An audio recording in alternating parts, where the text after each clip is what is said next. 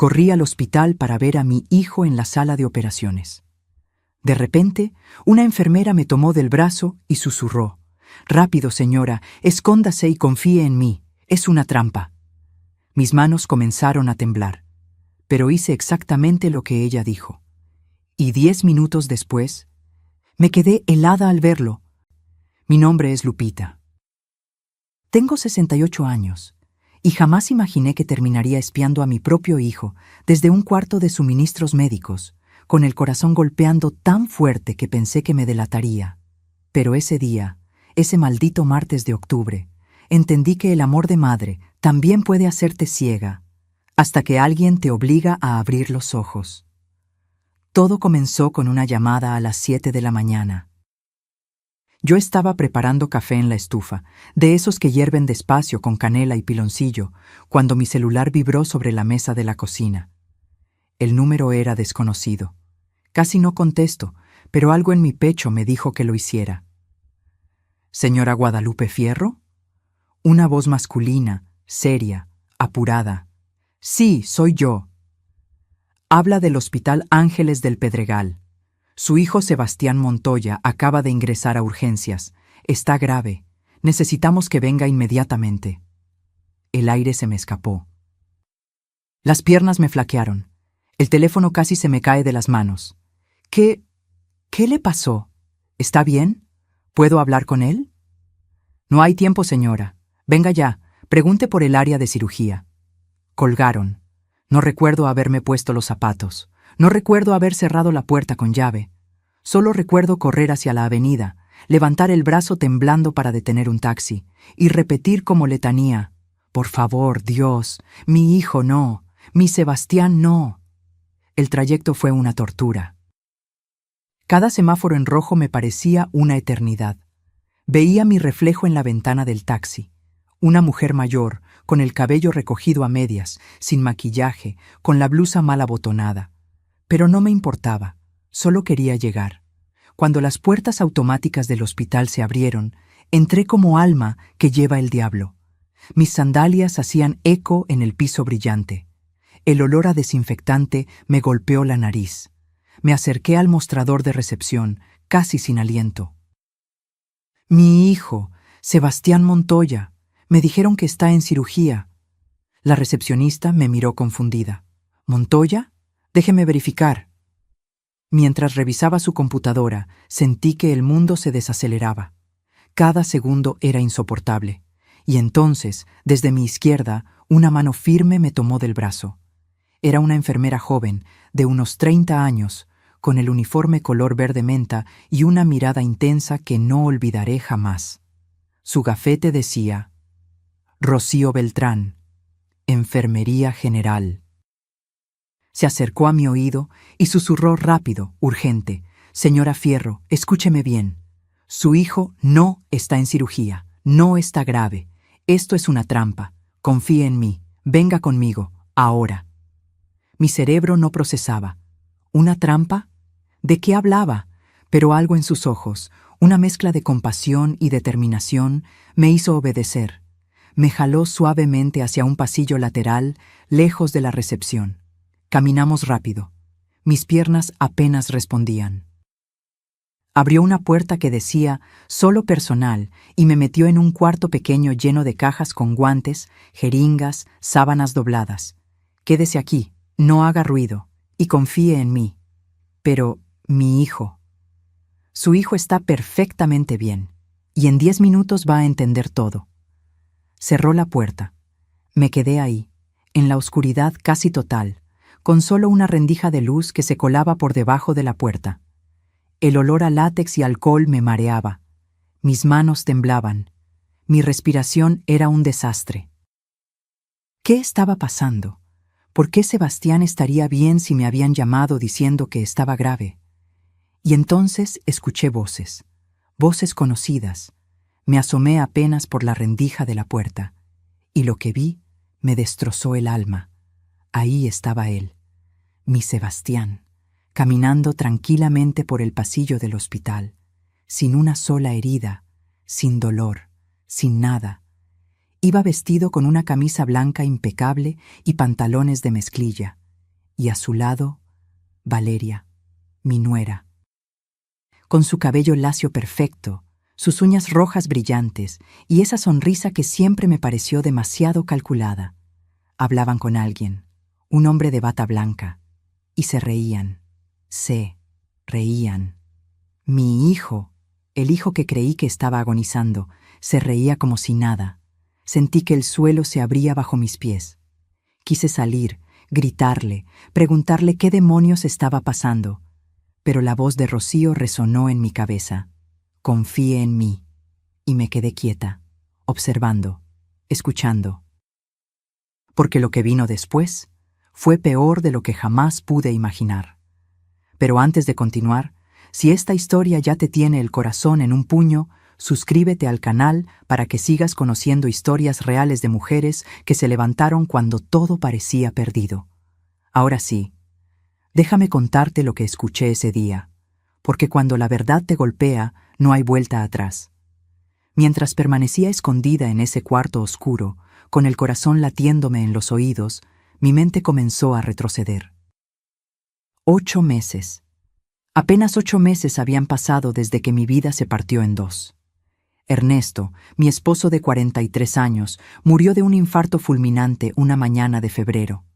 Estábamos desayunando juntos, pan dulce y chocolate caliente, cuando simplemente se llevó la mano al pecho y se desplomó sobre la mesa. No hubo tiempo para despedidas, no hubo últimas palabras, solo el silencio atroz de verlo partir sin poder hacer nada. Los primeros meses fueron un infierno de soledad. Nuestra casa en Coyoacán, esa casona de 2 pisos con jardín y bugambilias moradas trepando por las paredes, se convirtió en un mausoleo de recuerdos. Cada rincón me gritaba su ausencia.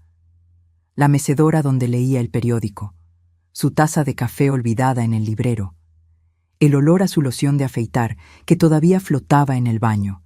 La casa valía 8.500.000 pesos, según el avalúo del notario. Ernesto también me dejó 420.000 pesos en ahorros, el resultado de toda una vida de trabajo honesto como contador. No éramos ricos, pero nunca nos faltó nada, y ahora todo eso era solo mío. Sebastián apareció en el funeral con Valeria. Hacía meses que no los veía. Él trabajaba en una empresa de mercadotecnia y ella era influencer, según decía. Nunca entendí bien a qué se dedicaba, pero siempre la vi con ropa cara y ese aire de superioridad que me incomodaba. «Mamá, no puedes quedarte sola en esta casa tan grande», me dijo Sebastián mientras veíamos bajar el ataúd de su padre. Sus ojos estaban secos. No lloró en todo el funeral. Eso debió alertarme, pero yo estaba demasiado rota para notar las señales. «Voy a estar bien, hijo. Solo necesito tiempo».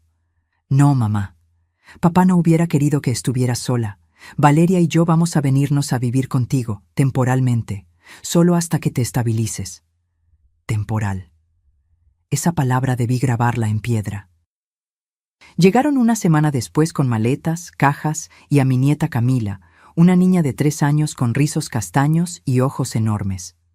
La pequeña era lo único bueno de todo aquello. Se aferró a mi pierna el primer día y me dijo: «Abuela Lupita, hueles a galletas». Me derretí. Al principio todo parecía normal. Sebastián trabajaba desde casa en la que había sido la oficina de Ernesto. Valeria pasaba horas frente a su computadora grabándose hablando de maquillaje y ropa.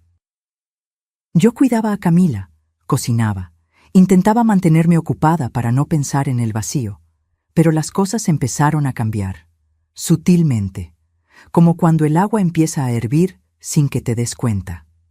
Primero fue mi habitación, la recámara principal que compartí con Ernesto durante décadas.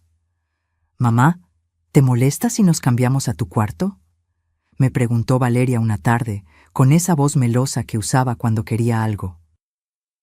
«Es que necesitamos espacio para la computadora de Sebastián y mi equipo de grabación. ¿Y tú? Pues tú no necesitas tanto espacio, ¿verdad?».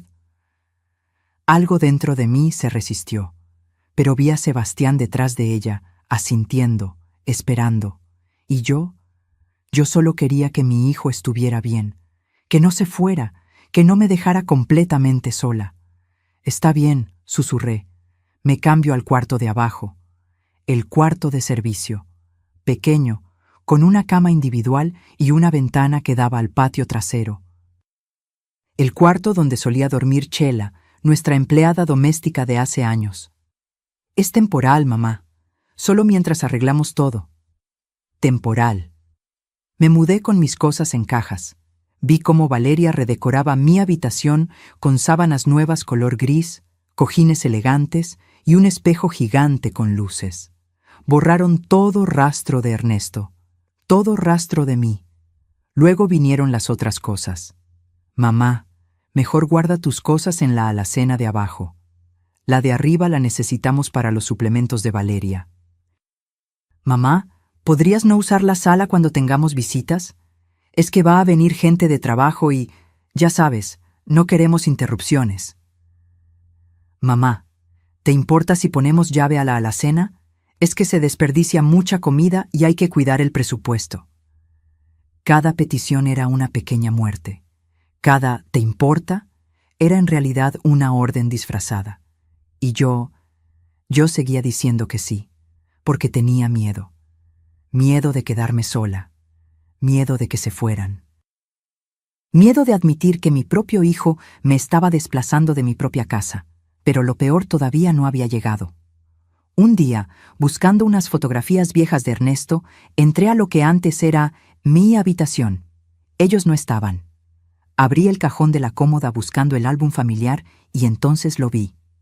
Mi collar de perlas. Las perlas que mi abuela me regaló el día de mi boda. 18 perlas perfectas, rosadas, enhebradas en oro blanco. Las había guardado en mi joyero toda la vida, prometiéndome que algún día se las daría a mi nieta. Estaban ahí, en el joyero de Valeria, entre sus aretes baratos y sus pulseras de fantasía. Las tomé con manos temblorosas. Todavía olían a mi perfume, pero ahora estaban mezcladas con sus cosas, como si fueran de ella. No dije nada. Volví a dejarlas ahí, y salí de la habitación sintiendo que acababa de perder algo más que joyas. Esa noche, acostada en mi camita del cuarto de servicio, escuché risas arriba. Valeria y Sebastián celebraban algo. Música, copas chocando, y yo, en mi propia casa, me sentía como una intrusa, como una sirvienta tolerada, como un estorbo, pero todavía no sabía que lo peor apenas comenzaba. ¿Cómo llegué de ser la dueña de mi casa a sentirme invisible en ella? Espera, porque lo que viene es aún más doloroso. Sebastián no siempre fue así. Necesito que lo entiendan. El hombre que ahora me trataba como un mueble viejo no era el niño que crié. O tal vez sí lo era, y yo nunca quise verlo. Mi hijo fue el centro de mi universo durante 35 años. Hijo único. Llegó después de 5 años de intentos fallidos y 3 pérdidas que casi me destrozan. Cuando finalmente lo tuve en brazos, juré que nunca le faltaría nada. Y cumplí, tal vez demasiado bien. Ernesto siempre me decía: «Lupita, lo estás malcriando. Ese niño necesita límites». Pero yo no podía. Cada vez que Sebastián lloraba, yo corría. Cada vez que pedía algo, yo lo conseguía. Cada vez que se metía en problemas, yo los solucionaba. Cuando reprobó el semestre en la universidad, conseguí que un profesor amigo de Ernesto lo pasara. Cuando chocó el coche a los 22 años, nosotros pagamos los daños sin preguntarle cómo había pasado. Cuando dejó 3 trabajos seguidos porque los jefes no lo valoraban, seguimos manteniéndolo hasta que encontrara algo digno de él. Ernesto trataba de ponerle límites, pero yo siempre intercedía. Es nuestro único hijo. ¿Qué vamos a hacer? ¿Dejarlo a su suerte? Y entonces conoció a Valeria. Ella apareció hace 6 años en una cena familiar. Alta, delgada, con ese cabello lacio que le caía como cascada sobre los hombros y una sonrisa que mostraba todos los dientes. Traía un vestido entallado, color vino y zapatos de tacón altísimo. Se sentó a la mesa y comenzó a hablar sin parar de sus proyectos digitales y sus estrategias de marca personal. Ernesto y yo intercambiamos miradas. Algo no encajaba, pero Sebastián la miraba como si fuera un regalo del cielo. Mamá, Valeria es diferente. Ella me entiende, me impulsa a ser mejor. Mejor. Esa palabra me dolió sin saber por qué. Se casaron al año siguiente, una boda cara en un jardín elegante de Cuernavaca que nosotros pagamos completa, 250,000 pesos. Valeria insistió en que tenía que ser memorable, porque sus seguidores esperaban contenido de calidad. Desde ese día, Sebastián empezó a cambiar. O quizá yo empecé a notarlo. Dejó de visitarnos tanto. Cuando venía, ya no se sentaba a platicar conmigo en la cocina como antes. Contestaba el teléfono con prisa. Sí, mamá, ajá. Luego hablamos. Valeria me está llamando. Y cuando murió Ernesto, cuando más necesité a mi hijo, él estuvo ausente. Físicamente presente, pero emocionalmente a kilómetros de distancia. Ahora que vivían en mi casa, la transformación era imposible de ignorar. El Sebastián que yo conocía me abrazaba cuando llegaba del trabajo. Este Sebastián apenas me saludaba. Subía directo al que ahora era su cuarto y se encerraba con Valeria. El Sebastián que yo conocía me preguntaba cómo había estado mi día. Este Sebastián ni siquiera levantaba la vista de su celular cuando yo le hablaba. Una tarde estaba preparando mole en la cocina, el mole que a él le encantaba desde niño, y entró buscando agua. Me atreví a preguntarle, «Hijo, ¿te pasa algo? Te noto distante». Me miró como si le hubiera hablado en otro idioma. «No, mamá, todo bien, es que tengo mucho trabajo. Es solo que ya casi no platicamos, y yo... Mamá, no empieces con el drama, ¿sí? Ya no soy un niño, tengo responsabilidades. Valeria y yo tenemos planes». Planes. Nunca me incluían. Valeria lo tenía completamente manipulado, pero él no lo veía, o no quería verlo. Una noche los escuché discutiendo arriba. Yo estaba en mi cuartito leyendo cuando sus voces atravesaron el techo. «Sebastián, tu mamá ya está grande. Esta casa es demasiado para ella. Lo lógico sería venderla y que se vaya a un lugar más pequeño, o a una residencia». Mi sangre se congeló. «No sé, Valeria, es la casa donde crecí, donde vivió mi papá». Exacto, vivió, pasado. Tú y yo necesitamos pensar en nuestro futuro. En Camila. Esta propiedad vale millones. Podríamos venderla, darle una parte a tu mamá para que se acomode en otro lado y nosotros finalmente tener algo propio. Silencio. Déjame pensarlo. Déjame pensarlo. No, estás loca. No, jamás le haría eso a mi madre. Solo déjame pensarlo. Lloré en silencio esa noche, con la almohada tapándome la boca para que no me escucharan. Al día siguiente, Sebastián entró a la cocina mientras yo fregaba trastes. Se paró junto a mí, mirando por la ventana. «Mamá, ¿alguna vez has pensado en simplificar tu vida? Ya sabes, esta casa es muy grande, mucho mantenimiento. A tu edad deberías estar descansando». Las manos se me resbalaron. Un plato cayó al fregadero con un ruido seco. «Esta es mi casa, Sebastián. Aquí construí mi vida con tu padre». «Lo sé, mamá, pero papá ya no está. ¿Y tú? Tú podrías estar más cómoda en un departamento pequeño, sin escaleras, sin jardín que cuidar». Me di vuelta para mirarlo a los ojos. Busqué a mi hijo ahí, al niño que me abrazaba cuando tenía pesadillas, al joven que me regalaba flores cada día de las madres. No lo encontré. Solo vi a un hombre repitiendo palabras que no eran suyas. Un títere con los hilos bien amarrados. «No voy a vender mi casa». Su mandíbula se tensó. Por primera vez vi un destello de algo oscuro en sus ojos. Algo que me asustó. «Como quieras, mamá. Era solo una sugerencia». Salió de la cocina. Y yo me quedé ahí, con las manos mojadas y el corazón roto, entendiendo finalmente la verdad. Mi hijo ya no era mío. Valeria lo había convertido en otra persona. Y lo peor era que él la dejaba. Pero si creen que eso fue lo más doloroso, Esperen a escuchar cómo me convertí en sirvienta de mi propia casa, porque la humillación apenas comenzaba. Ok. Bloque 4. La escalada de humillaciones. La primera vez que Valeria me pidió que le preparara el desayuno, pensé que era una petición normal. Una nuera pidiendo ayuda a su suegra. Nada del otro mundo. Lupita, ¿me harías unos huevos revueltos? Es que tengo una videollamada importante y no me da tiempo. Le preparé los huevos, con jamón, como le gustaban, pan tostado, jugo de naranja recién exprimido. Subí las escaleras con la bandeja. Toqué la puerta de mi habitación. ¡Adelante! Entré. Valeria estaba sentada frente a su computadora, perfectamente maquillada, con una blusa blanca impecable. Ni siquiera volteó a verme. Déjalo ahí en el buró, gracias. Como si fuera la empleada. Bajé las escaleras sintiendo un nudo en el estómago, pero me dije, es solo hoy, está ocupada.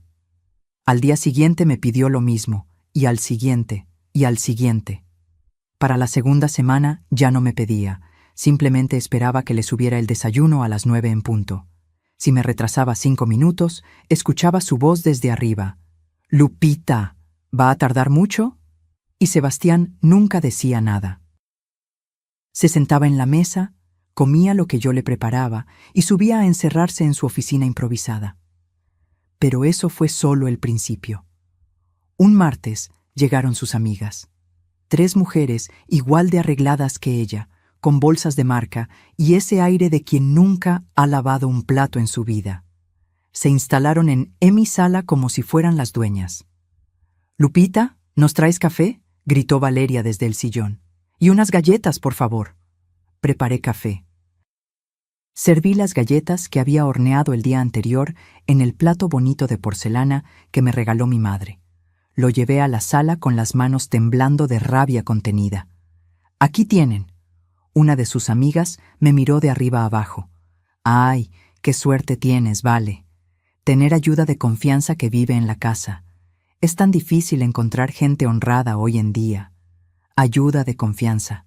Me llamó ayuda de confianza. En mi propia casa. Valeria se rió. No me defendió. No dijo, ella no es la empleada, es mi suegra, es la dueña de esta casa. Nada.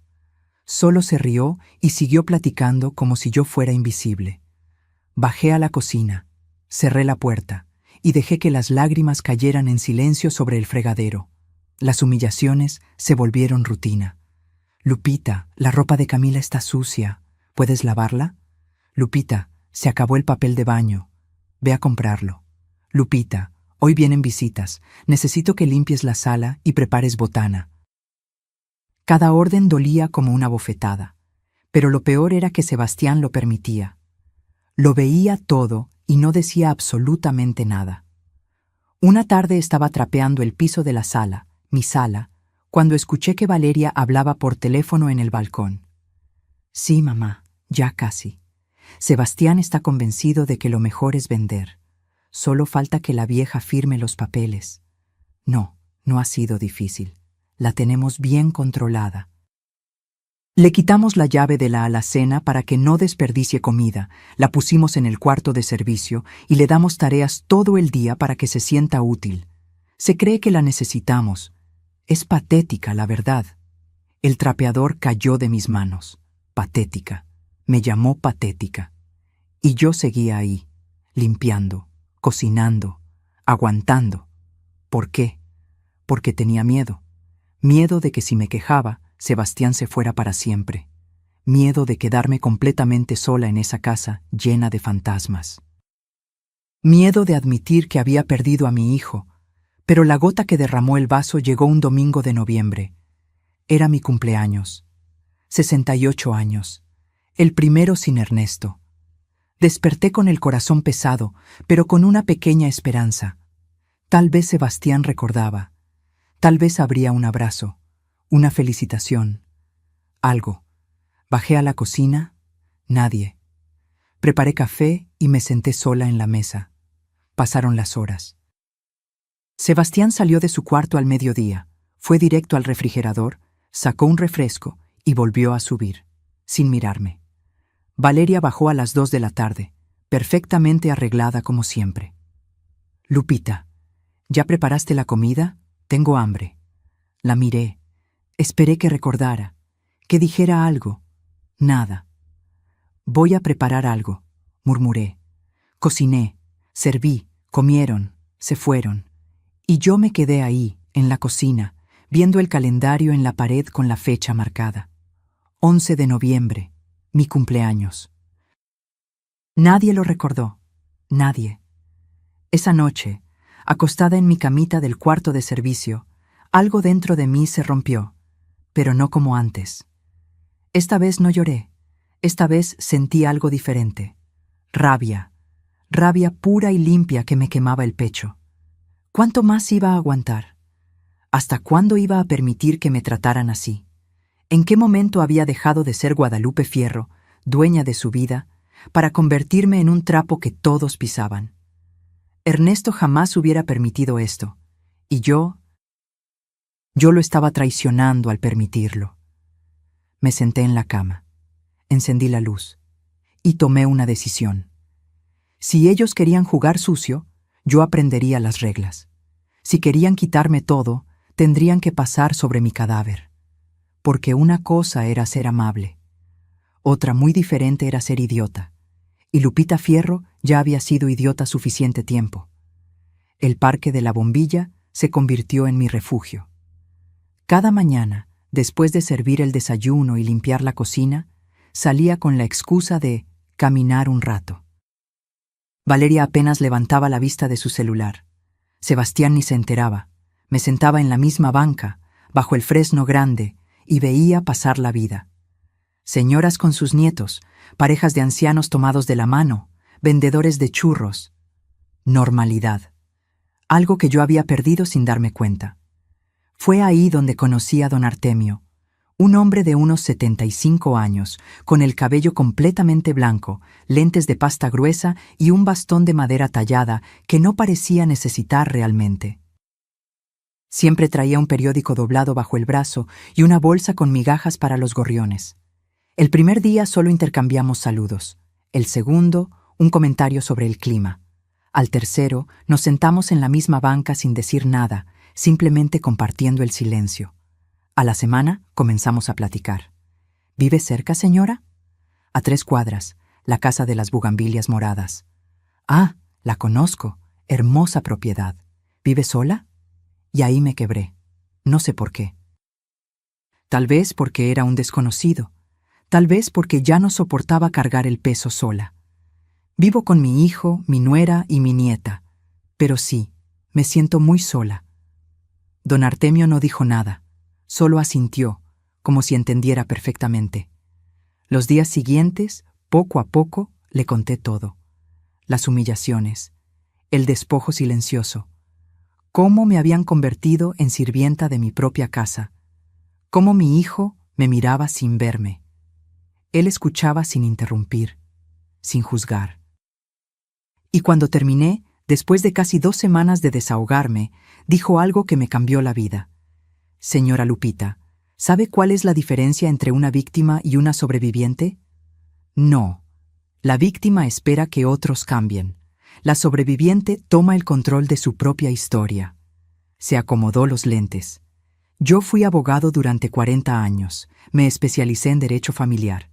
Y créame cuando le digo esto, lo que le están haciendo tiene nombre. Se llama violencia patrimonial y abuso de adulto mayor. Las palabras me golpearon.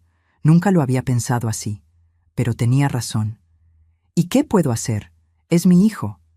Precisamente por eso debe actuar, porque si no lo hace ahora, cuando intenten quitarle todo legalmente, será demasiado tarde. Se inclinó hacia mí. ¿Confía en mí? Algo en su mirada me tranquilizó. Asentí. Entonces escuche con mucha atención. Don Artemio me explicó que necesitaba documentar todo, cada conversación, cada humillación, cada plan que escuchara, y sobre todo, debía proteger legalmente mi patrimonio antes de que ellos hicieran algún movimiento oficial. ¿Tiene un celular que ellos no conozcan? Tengo el viejo de Ernesto. Lo guardé en una caja. Perfecto. Cárguelo. Grabe conversaciones. Tome fotos de documentos. Todo lo que pueda sin que sospechen. Pero, ¿no es ilegal? En su propia casa, protegiendo su propio patrimonio de un fraude, no. Es legítima defensa legal. Me dio el nombre de un notario de confianza, don Raúl Santa Cruz, con oficina en la colonia Roma. Dígale que va de mi parte. Él sabrá qué hacer. Volví a casa ese día con el corazón latiendo diferente. Por primera vez en meses, sentía algo parecido a la esperanza. Esa noche, mientras todos dormían, saqué el viejo celular de Ernesto de la caja en el closet. Lo conecté a cargar en mi cuarto, tapándolo con una toalla. La pantalla se iluminó con la foto que él tenía de fondo. Nosotros dos en Acapulco, sonriendo bajo una palapa. «Perdóname, mi amor», susurré. «Debí hacer esto antes». Los siguientes días me convertí en espía de mi propia casa. Aprendí a mantener el celular escondido en el bolsillo de mi delantal, a activar la grabadora cuando escuchaba que ellos hablaban, a tomar fotos discretas de papeles que dejaban en la mesa, y lo que descubrí me heló la sangre. Una tarde, mientras limpiaba el estudio, lo que antes era la oficina de Ernesto, encontré documentos impresos entre las hojas de una revista. Reconocí el logotipo, un despacho de abogados en Polanco. Tomé fotos rápido, con las manos temblando. Era una solicitud para declararme incapaz por deterioro cognitivo. Tenían citas con un psiquiatra privado, un calendario con fechas marcadas, y abajo con la letra de Sebastián, 6 meses máximo. Sentí que el piso se movía bajo mis pies. Pero no lloré. Esta vez tomé las fotos y volví a colocar todo exactamente como estaba. La semana siguiente fui al notario. Don Raúl me recibió en su oficina elegante con vista a la fuente de Cibeles. Era un hombre de 50 y tantos años, formal pero amable. «Don Artemio me habló de usted, señora Fierro. Cuénteme todo». Le mostré las fotos, las grabaciones, todo. Su expresión se oscureció. «Esto es grave, pero tenemos tiempo de protegerla». Hicimos varios movimientos legales que Sebastián y Valeria jamás imaginaron. Primero, blindé la propiedad con un fideicomiso irrevocable.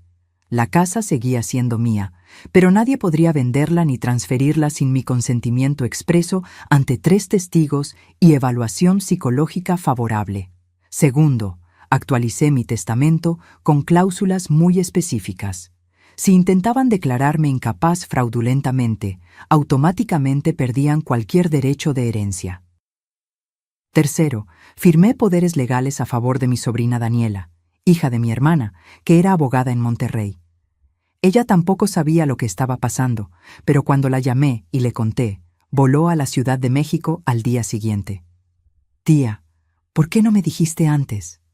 Sus ojos estaban llenos de lágrimas de rabia. «Porque tenía vergüenza, mija. Vergüenza de admitir que mi propio hijo me estaba haciendo esto». Daniela me abrazó fuerte. «Ya no estás sola». Con todo protegido legalmente, don Artemio me sugirió algo más. «Ahora viene la parte difícil, Lupita.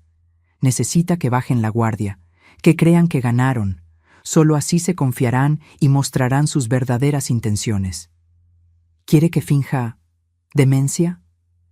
No demencia completa, solo olvidos, confusión, nada exagerado, solo lo suficiente para que piensen que su plan está funcionando. Fue lo más difícil que he hecho en mi vida. Fingir que me estaba desmoronando cuando por dentro estaba más lúcida que nunca. Comencé a olvidar cosas. ¿Dónde había puesto las llaves? ¿Qué día era? Repetía preguntas. Me quedaba viendo la pared como perdida. Vi la mirada de satisfacción en los ojos de Valeria cada vez que yo me confundía. «Pobre Lupita», le dijo a Sebastián una noche, sin saber que yo estaba escuchando con el celular grabando en mi bolsillo. «Ya ves que tenía razón, se está deteriorando. En unos meses más podemos proceder sin culpa, como si declararme loca para robarme fuera un acto de caridad. pero el verdadero golpe de suerte llegó 2 semanas después. Los escuché planeando la emergencia, la llamada falsa, el hospital, el doctor cómplice que era primo de Valeria, los documentos de poder notarial que me harían firmar en la desesperación del momento. Lo grabé todo, cada palabra, cada risa, cada detalle de su plan perfecto. Y cuando colgaron, satisfechos de su estrategia brillante, yo seguía ahí, en mi cuartito, viendo el celular con todas las pruebas que necesitaba. Me miré al espejo esa noche. La mujer que me devolvía la mirada ya no era la misma que se escondió en el cuarto de servicio meses atrás. Esta mujer tenía los ojos secos, la mandíbula apretada y un plan. ¿Quieren jugar?, me dije en voz baja. Pues juguemos. Y así fue como llegué a ese maldito hospital. Corriendo como una tonta a salvar a un hijo que nunca estuvo en peligro. Pero esta vez yo sabía exactamente lo que estaba pasando. Regreso al momento exacto, al cuarto de suministros, a la oscuridad que olía a desinfectante y látex, a mi corazón golpeándome las costillas como si quisiera escapar. Estaba ahí, escondida como una criminal en mi propia tragedia, viendo a través de la rendija de la puerta cómo mi hijo, mi Sebastián, caminaba tranquilamente por el pasillo del hospital con esa sonrisa que yo conocía tan bien. La sonrisa de cuando creía que todo le salía perfecto. Valeria iba a su lado, taconeando con esos zapatos rojos que costaban más que el gasto de una semana. Llevaba un vestido negro entallado, como si fuera a un cóctel y no a un hospital. El cabello recogido en una cola alta, labios rojos brillantes. Perfecta, como siempre. Y junto a ellos, un hombre de bata blanca. 40 y tantos años, barba recortada, estetoscopio colgando del cuello. Se reían los tres, como viejos amigos compartiendo un chiste privado. Mis manos apretaban el celular de Ernesto dentro del bolsillo del suéter. Grabando. Lo había activado antes de que Rocío me metiera al cuarto. ¿Estás nervioso?, preguntó Valeria, acomodándose un mechón de cabello detrás de la oreja. Un poco, admitió Sebastián. ¿Y si no funciona? El hombre de la bata, el supuesto doctor, se rió. Va a funcionar, primo. Te dije que es infalible. La vieja va a llegar desesperada, histérica, sin pensarlo 2 veces. Tú te tiras en la cama, te pones pálido, gimes un poco. Yo salgo muy serio a darle el diagnóstico. Emergencia quirúrgica. Necesitamos 350,000 pesos de inmediato para el procedimiento. Y mientras procesa la información, le pones enfrente los papeles del poder notarial. Mamá, solo fírmalo. Es para agilizar el trámite con el seguro. Firma, transferimos el dinero, y cuando se dé cuenta de que la operación nunca fue necesaria, ya es demasiado tarde. Valeria aplaudió bajito, como niña emocionada. Eres un genio, Rodrigo. Por eso me pagas, primita. Rodrigo le guiñó un ojo. Además, con lo senil que está la señora últimamente, ni siquiera va a recordar bien qué firmó. Le diremos que fue el shock del momento. Sebastián se pasó la mano por el cabello. Parecía incómodo, solo parecía. ¿Y si se enoja después? ¿Si se pone difícil? Ay, Sebastián, por Dios. Valeria puso los ojos en blanco. Ya hablamos de esto 1000 veces. Con los 350,000, pagamos al abogado para que acelere lo de la incapacidad. En 2 meses está declarada. En 3, la casa es nuestra. En 4, la metemos a una residencia bonita, de esas con jardines, y nosotros empezamos nuestra vida de verdad, sin ella estorbando. Es mi mamá, Valeria. Es un estorbo, Sebastián, y lo sabes. Su voz se endureció. ¿O ya olvidaste cómo nos trataba antes? Siempre metiéndose en nuestra relación, siempre dando su opinión, siempre recordándote que la casa es de ella, pues ahora pagará por hacernos sentir menos. Mentira. Nunca los traté mal. Nunca me metí en su relación más allá de lo normal. Pero Valeria había reescrito la historia en la cabeza de mi hijo hasta que él creyó su versión. Además, continuó ella, con voz más suave, tomando la mano de Sebastián, piensa en Camila, piensa en nuestro futuro, en todo lo que podremos darle cuando vendamos esa casa. 8,5 millones de pesos, mi amor. ¿Te imaginas? Un departamento nuevo en Santa Fe, auto nuevo, viajes, colegios privados para la niña. Todo lo que merecemos.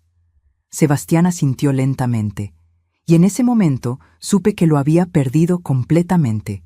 El niño que yo crié, el que lloraba cuando veía una película triste, el que me abrazaba y me decía, «Eres la mejor mamá del mundo».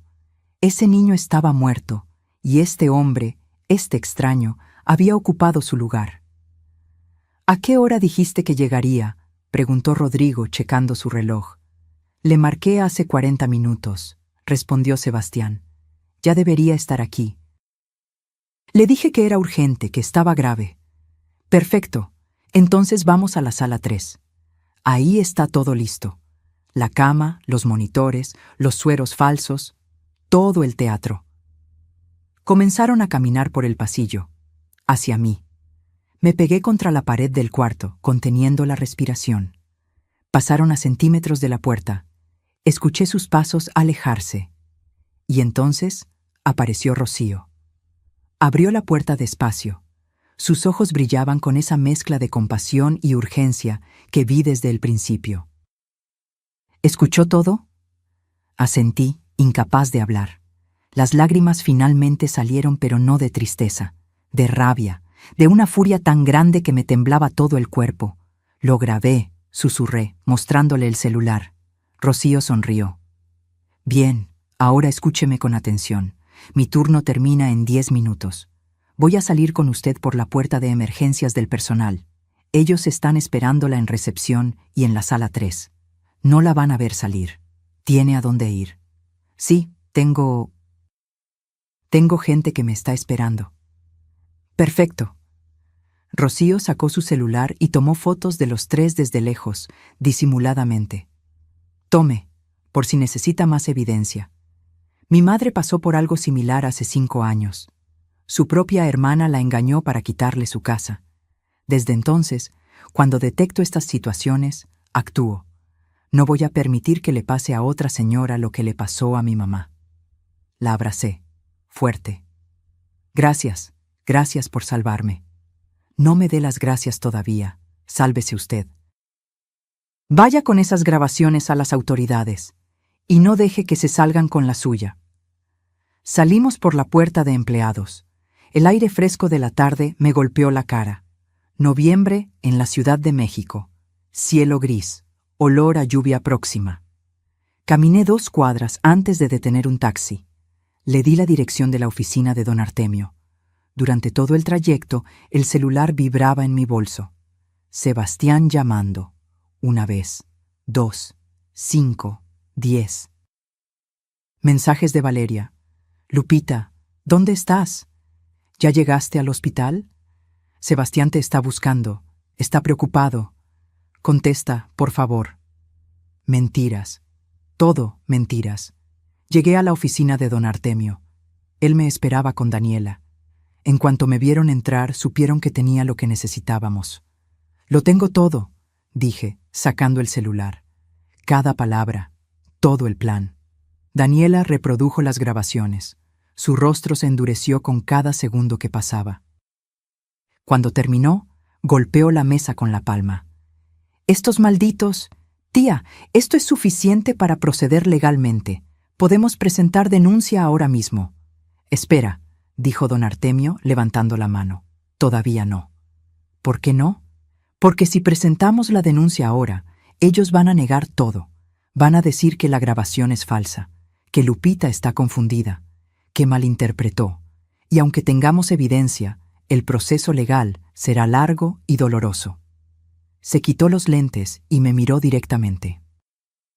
«Lupita, ¿confía en mí? ¿Sí? Entonces hagamos esto bien. Deje que crean que ganaron, pero solo un poco más. Y cuando estén celebrando su victoria, ahí los golpeamos, con todo, frente a todos, para que no haya duda de quiénes son realmente». Daniela iba a protestar, pero yo levanté la mano. Tiene razón. Quiero que todos vean, la familia, los amigos, todos. Quiero que Sebastián entienda exactamente lo que hizo y que no tenga dónde esconderse. Don Artemio sonrió. Entonces déjeme explicarle el plan. Y ahí, en esa oficina, con el cielo oscureciéndose afuera y mi corazón latiendo con una mezcla de miedo y determinación, planeamos el final de la historia. Mi final, el que yo escribiría. Ellos querían jugar a las trampas, pero no sabían que yo acababa de aprender las reglas del juego, y esta vez iba a ganar. Llegué a casa casi a las 8 de la noche. Las luces estaban encendidas. Desde afuera escuché voces alteradas. Me detuve un momento en el jardín, respiré profundo y entré actuando el papel de mi vida. Abrí la puerta temblando. No era difícil, todavía tenía los nervios destrozados. Sebastián estaba en la sala, caminando de un lado a otro con el celular en la mano. Valeria estaba sentada en el sillón, con los brazos cruzados y esa cara de fastidio que ya conocía tan bien. «¡Mamá! ¿Dónde diablos estabas?» Sebastián prácticamente me gritó. «Te llamé 1000 veces, fuiste al hospital y desapareciste». Estábamos preocupadísimos. ¿Qué palabra más grande para cubrir una mentira? Me llevé la mano al pecho, jadeando. «Hijo, me dijeron que estabas grave. Corrí al hospital, pero no te encontré. Te busqué por todas partes. Pregunté en recepción. Nadie sabía nada. Porque me dieron de alta rápido, mamá. Te lo dije en el mensaje». Mintió sin pestañear. Fue una falsa alarma. Un dolor en el pecho que resultó ser gases. Pero necesito tratamiento. El doctor dice que es algo del corazón, que necesito estudios urgentes. Ahí estaba. El siguiente movimiento del plan. ¿Del corazón? ¡Ay, Dios mío! Mis ojos se llenaron de lágrimas reales, pero no por su mentira, por confirmar que realmente era capaz de esto. ¿Qué necesitas? Lo que sea, hijo, lo que sea. Vi el brillo en los ojos de Valeria, la sonrisa que intentó ocultar. Son estudios caros, mamá. El cardiólogo particular cobra 350,000 pesos por todo el paquete. Electrocardiogramas especiales, monitoreo, análisis. Pero el seguro no cubre todo. Mamá, es mi vida. Es urgente. Se acercó. Tomó mis manos. Las mismas manos que yo sostuve cuando aprendió a caminar. Necesito que me ayudes, por favor. El teatro era perfecto. Casi me lo creo. Está bien, hijo. Mañana vamos al banco. Saco el dinero que necesites. No, mamá, no es tan simple. Valeria se levantó del sillón, acercándose con una carpeta café en las manos. El doctor necesita garantías. Pidió que firmes unos documentos, un poder notarial temporal, para que Sebastián pueda autorizar los procedimientos en caso de emergencia. Ya sabes, por si te pasa algo o no puedes llegar rápido. Extendió los papeles. Los vi. Reconocí el formato. Don Artemio me había mostrado uno igual esa misma tarde. No era un simple poder médico, era un poder amplio sobre mis cuentas bancarias y propiedades. No sé, son muchos papeles. Actué confundida, tocándome la cabeza. Mamá, por favor, no es momento de ponerte difícil. La voz de Sebastián tenía un tono de desesperación estudiada. Literalmente mi vida depende de esto. Lo miré a los ojos. Busqué una pizca de culpa, de duda, de humanidad. Nada. Está bien, susurré. ¿Dónde firmo? Valeria prácticamente saltó de emoción, pero se controló. Aquí, aquí y aquí. Señalaba con su uña roja perfecta. Tomé la pluma que me ofrecían. Mis manos temblaban, esta vez de rabia contenida, y firmé. Pero no los papeles reales. Don Artemio había preparado copias falsas, idénticas, perfectas, sin ningún valor legal. Las había traído conmigo en el bolso. Y en un momento de distracción, cuando Valeria fue a la cocina por agua, había intercambiado los documentos. Firmé papeles que no servían para nada, pero ellos no lo sabían. Listo, dije, entregándolos. Valeria los revisó rápidamente. Sonrió. Perfecto, Lupita. gracias. Sebastián va a estar bien gracias a ti. Esa noche cenamos en silencio. Yo apenas probé bocado. Ellos tampoco comían. Estaban ansiosos, inquietos, probablemente pensando en qué harían con el dinero. Subí a mi cuartito temprano. Me acosté en la oscuridad con el celular de Ernesto en la mano. Le mandé un mensaje a Daniela. Ya firmé. Cayeron. Su respuesta fue inmediata. Excelente. Mañana comienza la segunda fase. Los siguientes días fueron una actuación constante. Cada mañana me levantaba, preparaba desayuno, limpiaba, atendía a Camila, como siempre. Pero ahora con un propósito. Sebastián y Valeria estaban eufóricos, creían que habían ganado. Los escuché hablar por teléfono con su abogado, el real, no el actor del hospital. Sí, licenciado, ya firmó todo. ¿Cuánto tardan los trámites? ¿2 meses? Perfecto. Valeria comenzó a buscar casas en internet. Las veía en la sala, en May Sala, comentando en voz alta como si yo no existiera. Mira esta, mi amor. 3 recámaras en Santa Fe, 2,5 millones. Con lo que saquemos de esta casa, nos alcanza perfecto y nos sobra para el coche. Sebastián miraba por encima de su hombro. Es bonita, pero busca algo con terraza. Quiero terraza. Hablaban del futuro, de su futuro, en el que yo no existía más que como un trámite resuelto. Una tarde, mientras planchaba ropa en el cuarto de lavado, Valeria entró hablando por teléfono.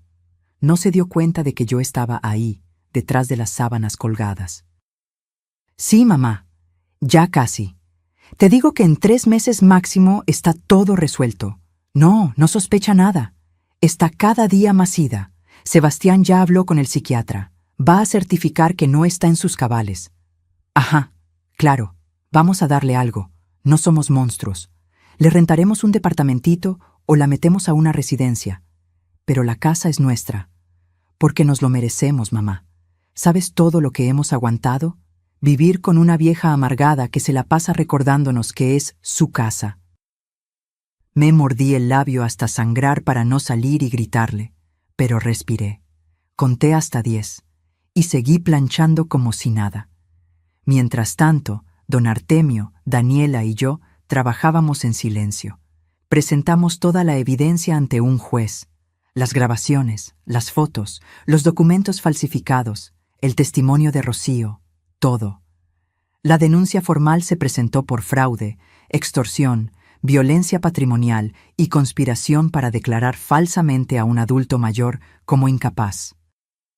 El juez revisó todo y emitió una orden, pero todavía no la ejecutaríamos. Primero vendría la trampa final. Necesitamos que se sientan completamente seguros, explicó Daniela en una reunión secreta en su hotel. Que hagan algo público, que se expongan delante de testigos. ¿Cómo qué?, pregunté. Don Artemio sonrió. Como una fiesta. Y así nació el plan. Le sugerí a Sebastián, con voz tímida, como la Lupita sumisa que ellos esperaban, que hiciéramos una reunión familiar. Para que vean que estás bien, hijo, después del susto del hospital, invitemos a los tíos, a los primos. Valeria amó la idea. Por supuesto que sí. Era la oportunidad perfecta para mostrarse como la nuera atenta, la que cuidaba a la pobre suegra senil. Es una gran idea, Lupita. Yo me encargo de todo. Tú no te preocupes. Fijamos la fecha. 2 semanas después. Un sábado. Fiesta sorpresa por tu cumpleaños atrasado, mamá, dijo Sebastián, como si realmente le importara. Mi cumpleaños que habían olvidado completamente. Durante esos 14 días los vi preparar todo. Valeria contrató servicio de banquetes, mandó hacer invitaciones elegantes, compró decoraciones, hasta se puso mi collar de perlas para probarse el outfit. Y yo sonreía, asentía, les agradecía, mientras por dentro contaba las horas para que llegara el día de la verdad. La noche antes de la fiesta no pude dormir. Me senté en la camita del cuarto de servicio, con la foto de Ernesto en las manos. Mañana, mi amor, le susurré a la fotografía. Mañana recupero nuestra dignidad. Perdóname por tardar tanto. Y cuando el sol salió ese sábado de diciembre, yo me levanté siendo otra mujer. La mujer que debí ser desde el principio. Ellos prepararon una fiesta para celebrar su victoria, pero no sabían que yo había preparado algo mucho mejor, un final que nunca olvidarían. El sábado amaneció frío y despejado. Desde mi ventana del cuarto de servicio, vi cómo los empleados del servicio de banquetes llegaban con cajas, mesas plegables, manteles color marfil. Valeria los dirigía como general de guerra, con su pants de marca y el cabello recogido en un moño perfecto. No, las mesas van en forma de U. En U, ¿tan difícil es entender? Su voz atravesaba las paredes. Me vestí despacio, un vestido sencillo color café que Ernesto me regaló hace años. Nada elegante, nada que llamara la atención. Exactamente lo que Valeria esperaría de la pobre Lupita. Bajé a la cocina cerca de las 10. Camila estaba sentada en el piso de la sala jugando con sus muñecas. Al verme, corrió hacia mí. «Abuela Lupita, mami dice que hoy es tu fiesta. ¿Vas a soplar velitas?» La abracé fuerte, respirando el olor a shampoo de bebé en su cabello. «Sí, mi amor. Va a haber velitas». «¿Y pastel? ¿Y pastel?» Valeria apareció desde el comedor. «Camila, deja de molestar a tu abuela. Vete a tu cuarto a jugar». Luego me miró a mí. «Lupita, ya está todo listo. Tú solo siéntate y deja que nosotros nos encarguemos. Es tu día». «Mi día. Qué irónico». «Gracias, mija», dije con voz suave. «Qué amable eres». Su sonrisa era pura actuación. «Es lo menos que podemos hacer. Después de todo, eres familia». Familia. La palabra me quemó la garganta. Las horas pasaron en cámara lenta. Yo me senté en una silla del jardín, aparentando estar cansada, ida, mientras observaba los preparativos. Las mesas quedaron preciosas. Flores blancas en centros de mesa, vajilla cara rentada, una mesa de dulces con letrero que decía «Feliz cumpleaños, Lupita, 68 años». A las 4 de la tarde comenzaron a llegar los invitados. Mi hermana Socorro con su esposo, mis primos Héctor y Marisol, algunos vecinos, amigos de Sebastián que no veía hace años, y Daniela, mi sobrina, quien llegó con un vestido azul marino y una sonrisa que solo yo pude interpretar. «Todo listo, tía». También estaba ahí don Artemio. Lo habían invitado sin saber quién era realmente. «Un amigo del parque que aprecia mucho a mamá», había dicho yo días antes. Sebastián ni siquiera preguntó más. Y finalmente, el invitado especial que nadie esperaba, un oficial del juzgado familiar, vestido de civil, mezclado entre los invitados con los documentos legales en un sobre dentro de su saco. Todos me abrazaban, me felicitaban. «Lupita, qué bonita fiesta. Te ves muy bien. Qué lindos hijos tienes, organizando todo esto. Si supieran». Sebastián y Valeria jugaban su papel a la perfección. Él me tomaba del brazo, me guiaba a la mesa principal. Ella me servía ponche, me ofrecía bocadillos. «Come, Lupita, está todo delicioso». La gran actuación frente al público. A las 5:30, Sebastián pidió atención golpeando una copa con un cuchillo. Todos se callaron. «Bueno, familia y amigos, gracias por acompañarnos hoy. Como saben, estamos aquí para celebrar a la mujer más importante de mi vida, mi mamá». Me miró con ojos brillantes, falsos, completamente falsos. «Mamá, perdón por haber olvidado tu cumpleaños el mes pasado. Estaba pasando por problemas de salud y... bueno, me distraje. Pero hoy quiero compensarlo. Quiero que sepas que te amo, que todo lo que hago es por ti, por tu bienestar». Algunos invitados suspiraron emocionados. Mi hermana Socorro tenía lágrimas en los ojos. Pobre, no sabía nada. Valeria se acercó entonces, con una caja envuelta en papel dorado. «Lupita, este es nuestro regalo, para ti». Todos aplaudieron. Me pasaron la caja. La abrí despacio. Era un portarretratos digital, de esos que pasan fotos automáticamente. Ya venía cargado con imágenes de la familia. Sebastián bebé, Sebastián niño, Sebastián graduándose, su boda, Camila naciendo, ni una sola foto de Ernesto y yo. Es hermoso, murmuré. Gracias. Y tenemos otra sorpresa, anunció Valeria, tomando la mano de Sebastián. Queríamos decirte que hemos estado pensando en el futuro, en tu futuro, Lupita. El jardín quedó en silencio. Sabemos que esta casa es muy grande para ti, que te cuesta trabajo mantenerla, que te sientes sola. Sebastián hablaba con voz calmada, practicada. Por eso, estamos buscando un lugar más cómodo para ti, una residencia preciosa en Cuernavaca, con jardines, enfermeras, actividades. Vas a estar muy bien atendida. Gasps de sorpresa entre los invitados. ¿Y la casa?, preguntó mi hermana Socorro con el ceño fruncido. La casa la vamos a vender, respondió Valeria con naturalidad. Con ese dinero aseguramos el futuro de Lupita en la residencia, y Sebastián, Camila y yo podremos finalmente tener un hogar propio. Es lo mejor para todos. Vi las caras de los invitados. Algunos asentían, pensando que sonaba razonable. Otros parecían incómodos. Don Artemio me miraba, esperando mi señal. Daniela apretaba su copa de ponche con tanta fuerza que pensé que la rompería. De hecho, continuó Sebastián, sacando unos papeles del bolsillo de su saco. Mamá ya firmó los documentos que nos dan autorización para proceder, porque ella entiende, ella sabe que esto es lo mejor. Mostró los papeles a los invitados, los falsos, los que no servían de nada, pero ellos no lo sabían. Valeria sonreía. Socorro lloraba pensando que era algo emotivo. Y Sebastián me miraba esperando que yo asintiera como la viejita sumisa que creía que era. Respiré profundo y sonreí. Una sonrisa que los heló. Todos celebraron, dije con voz clara, más fuerte de lo que había hablado en meses. Yo solo sonreí y dije, hijo, tú realmente no sabes, ¿verdad? Sebastián se congeló. El color se le fue del rostro. Valeria frunció el ceño. ¿Saber qué? Me levanté de la silla. Todos me miraban. Saber que esos papeles que tienes en la mano no sirven de nada. Que son copias falsas, que nunca tuvieron ningún poder sobre mi patrimonio. Silencio absoluto. Sebastián miró los documentos como si fueran a quemarlo. ¿Qué?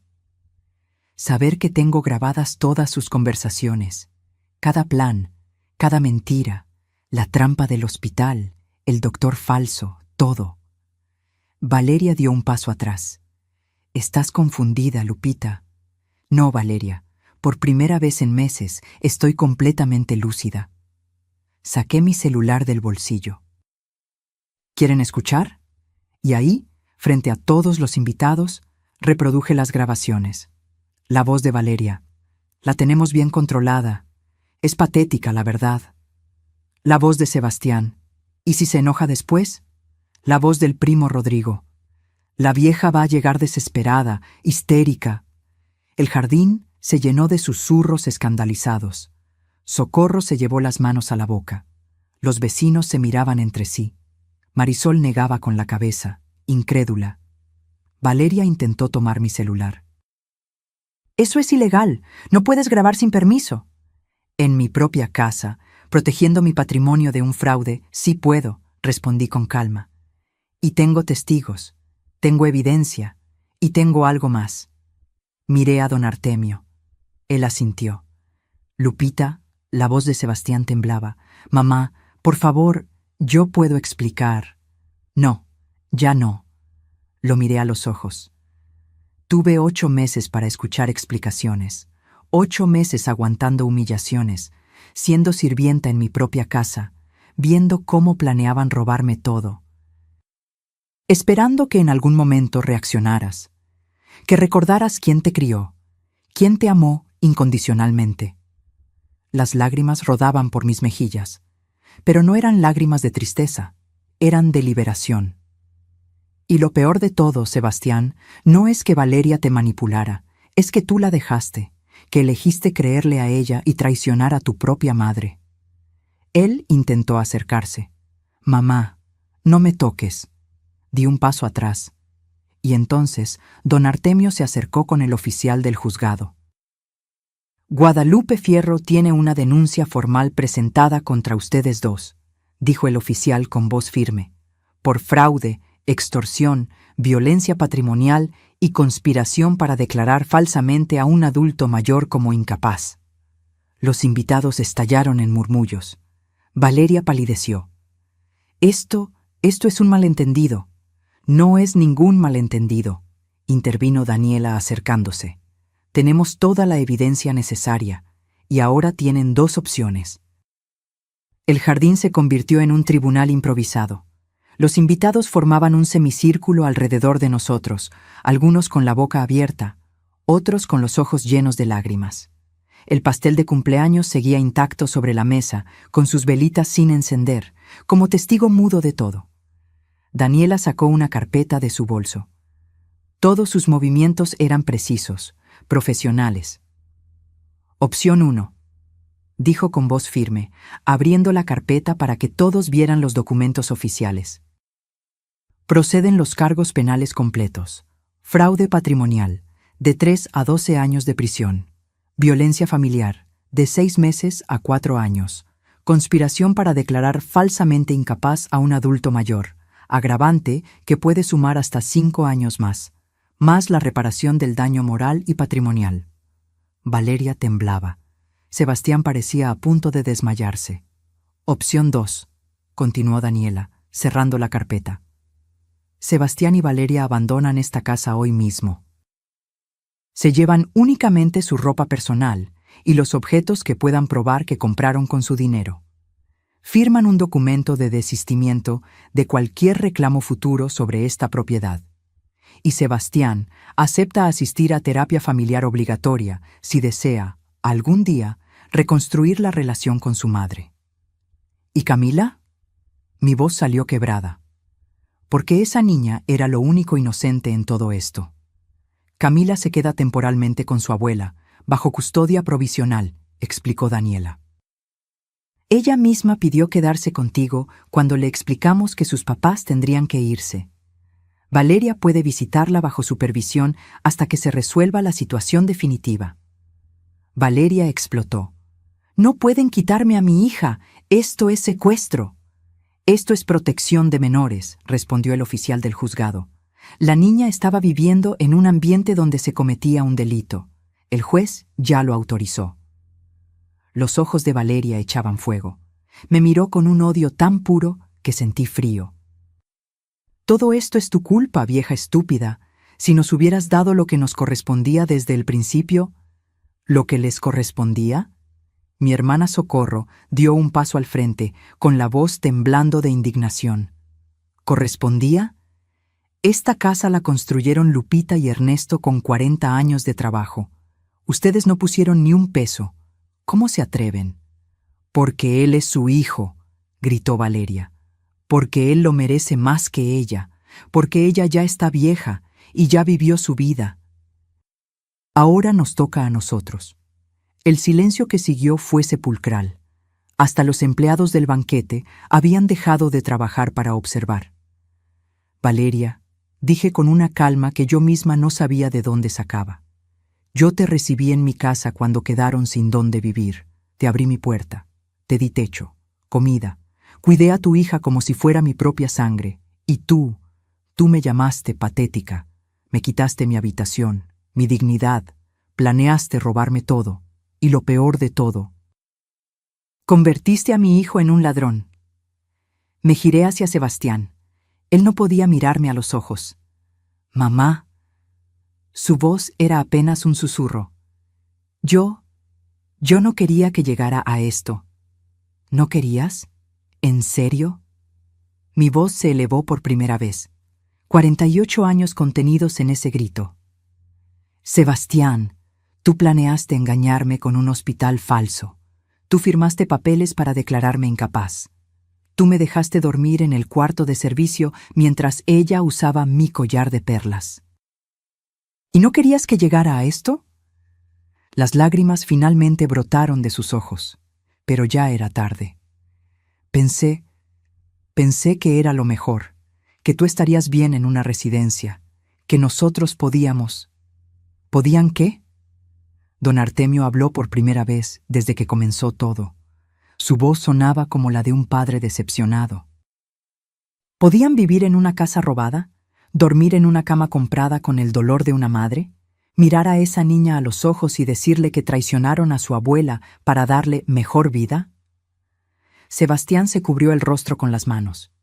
Mi hermana Socorro se acercó a él. Sebastián Montoya, te conozco desde que naciste. Vi cómo Lupita te cuidó cuando tuviste neumonía a los 5 años. 3 noches sin dormir, rezando para que sobrevivieras. Vi cómo tu padre trabajó doble turno durante años para pagarte la universidad. Y así les pagas. Debería darte vergüenza. Me da vergüenza, lloró él. Me da vergüenza. Valeria lo jaló del brazo. No les digas nada más. Sebastián, vámonos. Conseguiremos un abogado mejor. Esto no va a quedar así. Sí va a quedar así. La voz de Daniela era hielo puro. Porque si no aceptan la opción 2 ahora mismo, en este instante, procederé con la denuncia completa.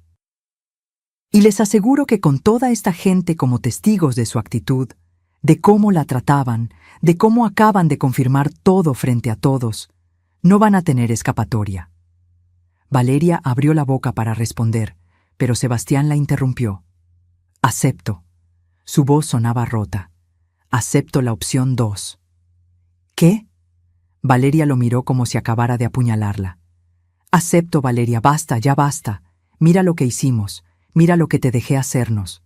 Se giró hacia mí con los ojos rojos. Mamá, lo siento. Sé que no sirve de nada, sé que te perdí, pero lo siento. No respondí, no podía. Las palabras se me atoraban en la garganta. Don Artemio sacó los documentos.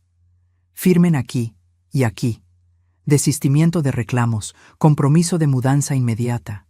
Y aquí, Sebastián, el compromiso de terapia. Sebastián firmó con mano temblorosa.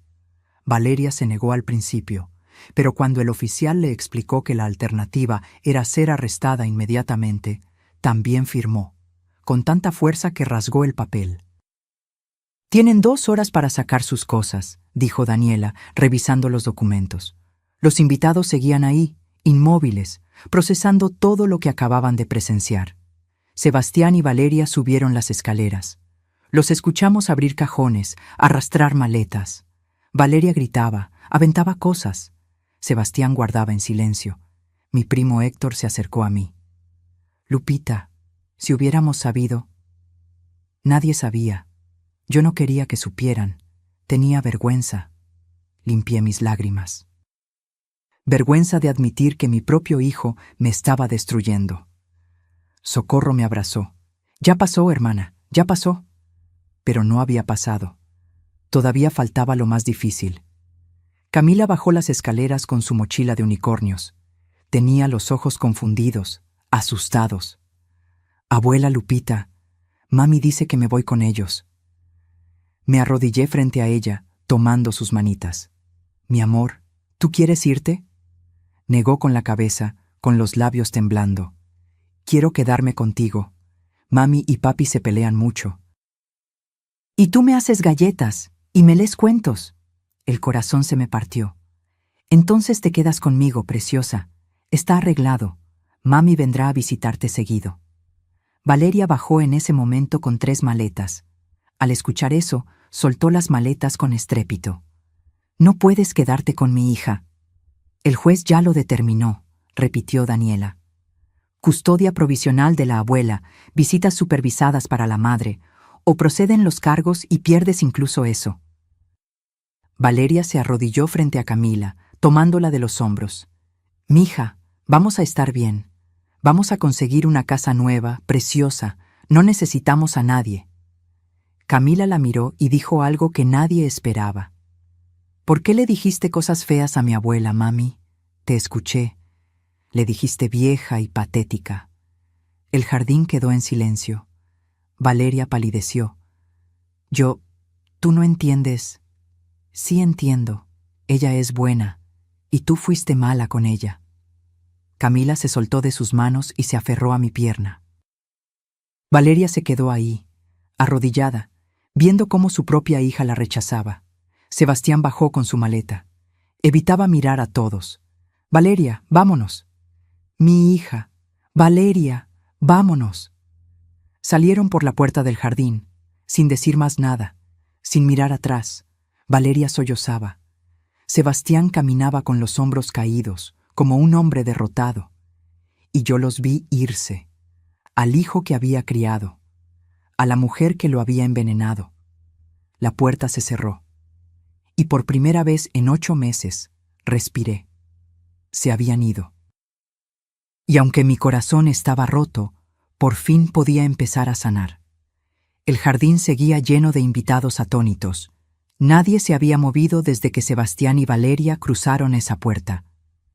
El silencio era tan denso que podía escucharse el viento moviendo las bugambilias moradas.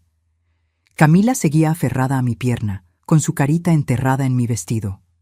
Le acaricié el cabello despacio, tratando de transmitirle la calma que yo misma apenas estaba encontrando. Socorro rompió el silencio. «¿Alguien quiere pastel?» Varios invitados soltaron risas nerviosas. Era absurdo. Acabábamos de vivir un drama familiar devastador y ella ofrecía pastel. Pero así era mi hermana. Práctica hasta en las crisis. «Sí», dije, con voz más firme de lo que esperaba. «Cortemos el pastel. Después de todo, sigue siendo mi cumpleaños». Los empleados del banquete, que habían estado paralizados contra la pared, reaccionaron. Encendieron las velitas. 68. La luz dorada bailaba sobre el betún blanco.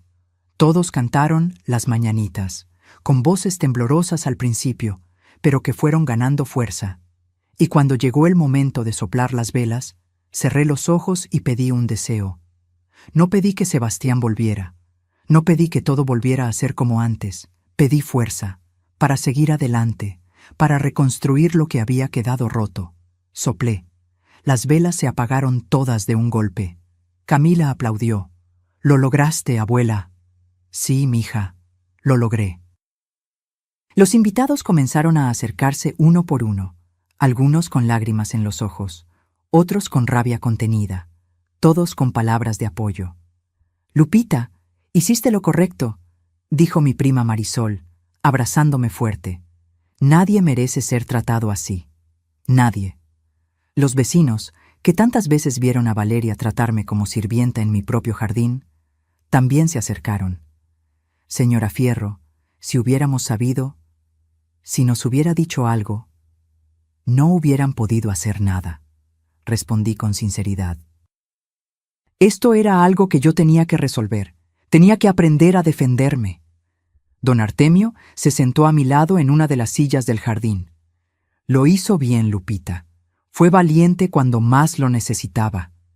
No me sentí valiente, me sentí aterrada. Eso es exactamente lo que es el valor. Hacer lo correcto aunque tengas miedo. Me palmeó la mano. Y ahora viene la parte difícil. ¿Más difícil que esto? Sonrió con tristeza. Sanar, perdonar. No a ellos necesariamente, sino a usted misma.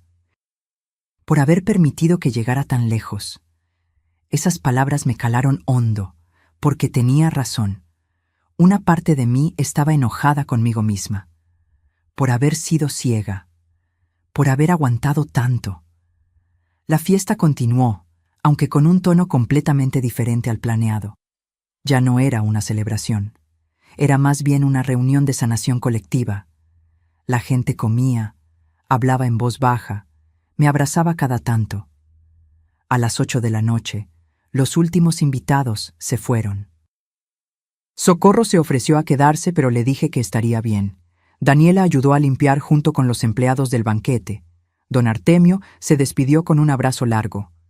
«Si me necesita, ya sabe dónde encontrarme. Todos los días en el parque, a las 9 de la mañana». «Ahí estaré». Cuando todos se fueron, subí a Camila al que ahora sería su cuarto. El cuarto de huéspedes que Valeria nunca me dejó usar para ella porque necesitaba espacio para su equipo de grabación. La ayudé a ponerse la pijama. Era de Minnie Mouse, rosa con moños blancos. Mientras le cepillaba el cabello, ella me preguntó: «Abuela, ¿mami y papi van a regresar?» «Tu mami va a venir a visitarte muy pronto, mi amor. ¿Y tu papi? Tu papi necesita un tiempo para pensar en las cosas que hizo». «¿Él hizo algo malo?» «¿Cómo le explicas a una niña de 3 años que su padre intentó robarle a su abuela? ¿Que la ambición y la manipulación destruyeron a su familia?» «Él cometió errores, mija». «Errores grandes, pero todos cometemos errores. La diferencia es si aprendemos de ellos o no». «¿Tú cometiste errores, abuela?» Su pregunta me golpeó. «Sí, preciosa.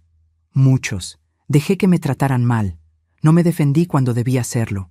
Pensé que si aguantaba todo, las cosas mejorarían solas». ¿Y mejoraron? No. Tuve que hacerlas mejorar yo misma. La acosté en la cama. Le leí su cuento favorito, El Principito, hasta que sus ojitos se cerraron. La besé en la frente y salí despacio. Me quedé en el pasillo, mirando las puertas. La de mi habitación ahora estaba vacía. Sebastián y Valeria se habían llevado sus cosas, sus olores, su presencia. Entré. Olía a perfume de Valeria todavía. Las paredes seguían con los colores que ella había elegido. Gris, frío, impersonal. Abrí las ventanas de par en par. Dejé que entrara el aire de la noche. Mañana comenzaría a restaurar todo, a devolver este espacio a lo que era. Mío. Bajé a la cocina y me preparé un té de manzanilla. Me senté en la misma mesa donde tantas veces comí sola mientras ellos festejaban arriba, y dejé que las emociones del día me alcanzaran. Lloré. Lloré como no había llorado en meses, pero no eran lágrimas de derrota. Eran lágrimas de liberación, de dolor procesado, de duelo por el hijo que había perdido, no a la muerte, sino a la codicia. Mi celular vibró, un mensaje de un número desconocido. Era Sebastián. «Mamá, sé que no tengo derecho a pedirte nada, sé que lo arruiné todo. Pero quiero que sepas que tienes razón, en todo, y necesito ayuda. Empiezo terapia el martes. No sé si algún día puedas perdonarme, pero voy a intentar ser el hombre que debí ser siempre, el hijo que merecías. Te amo, aunque no lo parezca, aunque lo haya olvidado por un tiempo. Te amo». Leí el mensaje 3 veces. Mi primer instinto fue borrarlo, no responder, dejarlo con su culpa. Pero entonces recordé las palabras de don Artemio. Perdonar no significa olvidar. Significa liberarte del peso del rencor. No respondí esa noche, pero tampoco borré el mensaje. Los días siguientes fueron raros. La casa se sentía enorme y silenciosa, pero también mía, completamente mía. Contraté una empresa para repintar mi habitación. Volví a poner las fotos de Ernesto en las paredes. Recuperé mis joyas del joyero. El collar de perlas volvió a su lugar, en el cofre de madera tallada que mi abuela me dio. Camila se adaptó sorprendentemente rápido, jugaba en el jardín. Me ayudaba a cocinar. Por las tardes íbamos al Parque de la Bombilla y ella corría detrás de las palomas mientras yo platicaba con don Artemio. Valeria vino a visitarla 2 semanas después, con Daniela presente como supervisora. Fue incómodo. Valeria evitaba mirarme. Camila fue educada pero distante con ella. «Mija, mami te extraña», le decía Valeria con voz quebrada. «Yo también te extraño, mami, pero me gusta estar con abuela». No volví a saber de Sebastián directamente. Daniela me informó que efectivamente estaba en terapia, que se había mudado a un departamento pequeño en la Narvarte, que había terminado con Valeria. Ella no aceptó la terapia, solo culpaba a todos menos a sí misma. 3 meses después del día de la fiesta, recibí otra llamada de Daniela. «Tía, Sebastián quiere saber si aceptarías una sesión de terapia familiar. Con él. Su psicóloga dice que está listo, que ha trabajado mucho en entender lo que hizo». «¿Y tú qué opinas?» «Opino que es tu decisión. Nadie puede obligarte a perdonarlo. Pero también opino que está tratando, de verdad. Lo pensé durante días. Hablé con don Artemio, con Socorro, con Camila incluso, aunque ella no entendiera del todo. Y finalmente acepté. La sesión fue en el consultorio de la psicóloga en la Colonia del Valle, una oficina pequeña con sillones cómodos y una planta en la esquina. Sebastián llegó 10 minutos antes que yo. Estaba más delgado, ojeras profundas, barba de varios días. Cuando me vio entrar, se levantó inmediatamente. «Mamá». «Siéntate, Sebastián». La sesión duró 2 horas. Fue dolorosa, brutalmente honesta. Sebastián lloró. Yo lloré. La psicóloga nos guió a través de cada herida, cada mentira, cada momento en que él eligió traicionarme. «No tengo excusas», dijo él, con voz rota. «Valeria me manipuló, sí, pero yo la dejé. Yo elegí creer que tú eras el problema, que merecías menos porque ya habías vivido tu vida.